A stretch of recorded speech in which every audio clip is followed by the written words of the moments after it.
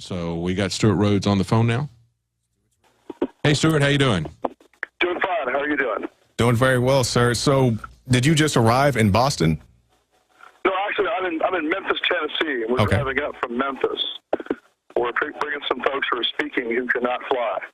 Oh, okay. Okay, so Stuart. Cannot fly. Okay, prefer that too. Yeah, I understand, especially in these times. Now, Stuart, what was your first thought when you heard about this bombing yesterday? Well, regardless of who did what, it's going to be used as another excuse and pretext to strip away our freedoms. And what you just said is exactly what I was thinking is going to happen, is they're going to try to airportize America. Make it so that at any sort of event like this, you have to go through scanners and body scanners and x-ray machines, and they'll let you know if you enter this area, you will be subject to search, and all your belongings will be subject to search. In other words, a Fourth Amendment free zone. Yeah. So I think that's what's going to come in the wake of this.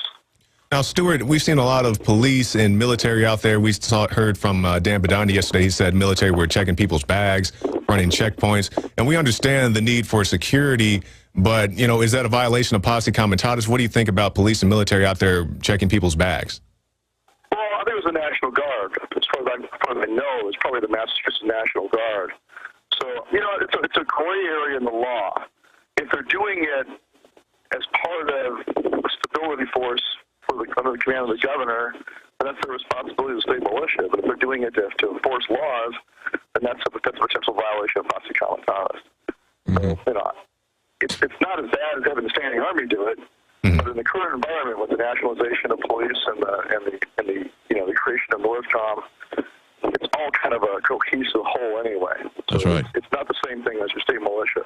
And I guess what concerned me is that it wasn't in the area immediately surrounding the bombing, where you could imagine that they might put in increased National Guard and police to try to look at a suspect, because a lot of times if there's a fire, the arsonists will come back to the fire. So certainly they're going to do something at that site.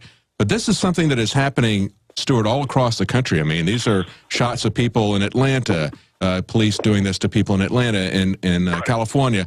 All over the country, they're doing it. They're bragging on the radio that Art Acevedo here in Austin is saying, yeah, we're heightened alert and everything. They haven't started doing anything like that here, fortunately, yet. But they're doing this all across the country where there haven't been any attacks. Well, which is kind of like in the wake of the Newtown shooting. You had people capitalizing on that across the country to put through their pet agenda. That's what I'm saying. I think they had a shopping list of things they wanted to do. Just like prior to 9/11, there were a list of things, that powers they wanted, and the next step they want to take. And then when they had their emergency, then they take the steps. Yep. And so, I think you're spot on. Roving searches and scans and all that is what they're going to try to bring to small town America. Now, Stuart, we've seen them already with pretty much no evidence blame right-wing groups, people who are concerned about their liberties. How does somebody respond? How does a group respond to being blamed for that? Being blamed for what? For the bombing, they've already started to blame right-wing groups, people concerned about their liberties and things such as that. We've heard Chris Matthews and some other people say that. Is that what you're talking about? Yes. Speculating? Well, Peter Bergen as well on CNN and Salon. A lot of, the usual suspects are out there claiming that the people who are constitutionalists and libertarians are the usual suspects.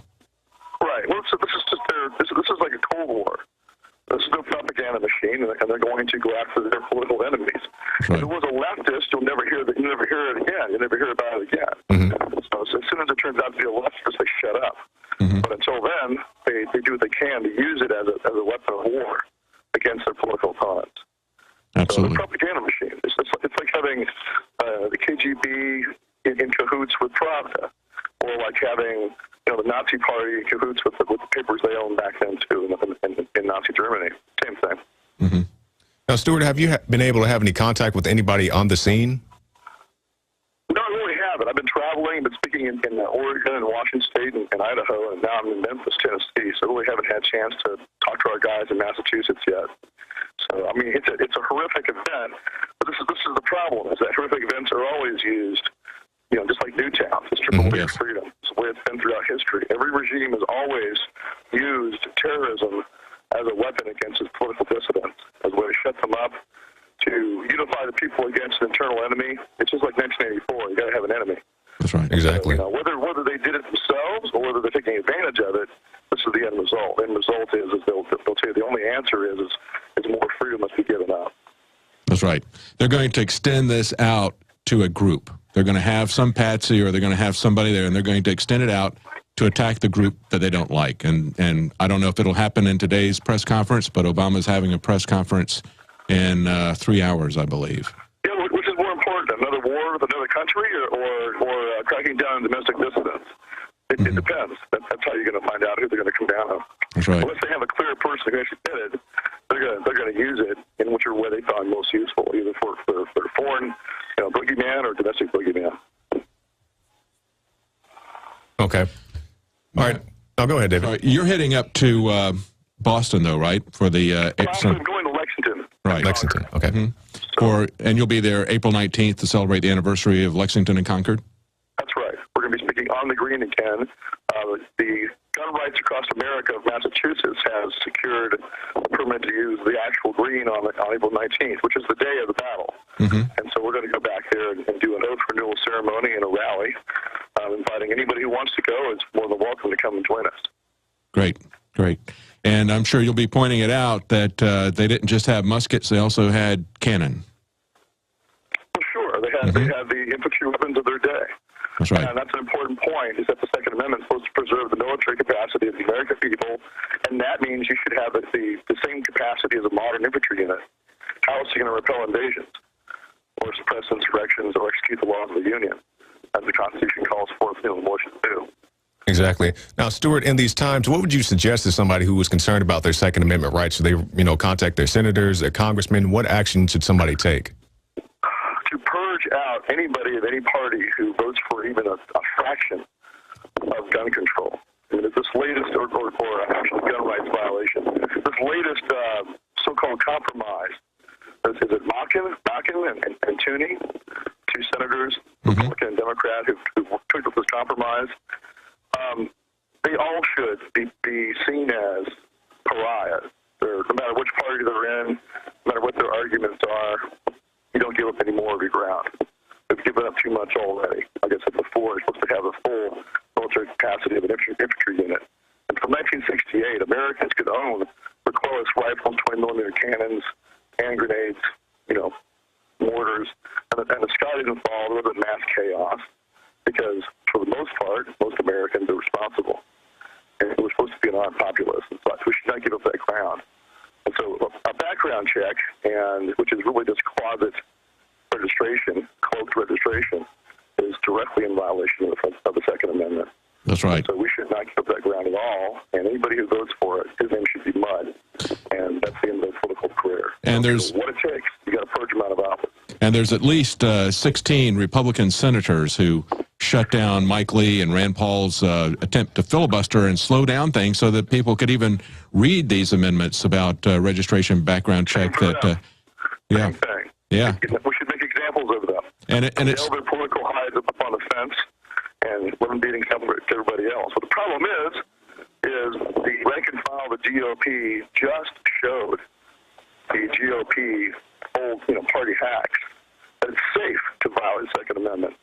Romney did it as governor of Massachusetts. He signed into the law the Massachusetts assault was banned, and he was rewarded with a nomination for president to run for the president for GOP.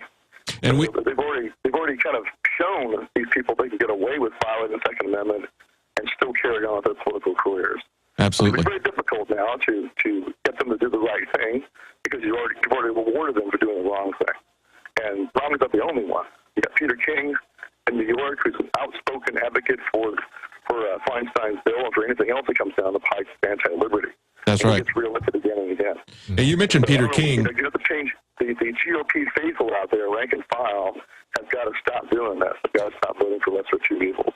And you mentioned Peter King, and he's also one of these people who wants to get into every war if possible. He's rabid supporter of the NDAA, just like McCain, just like Lindsey Graham, just like Richard Burr in North Carolina. I mean, what I call the NDAA wing of the Republican Party.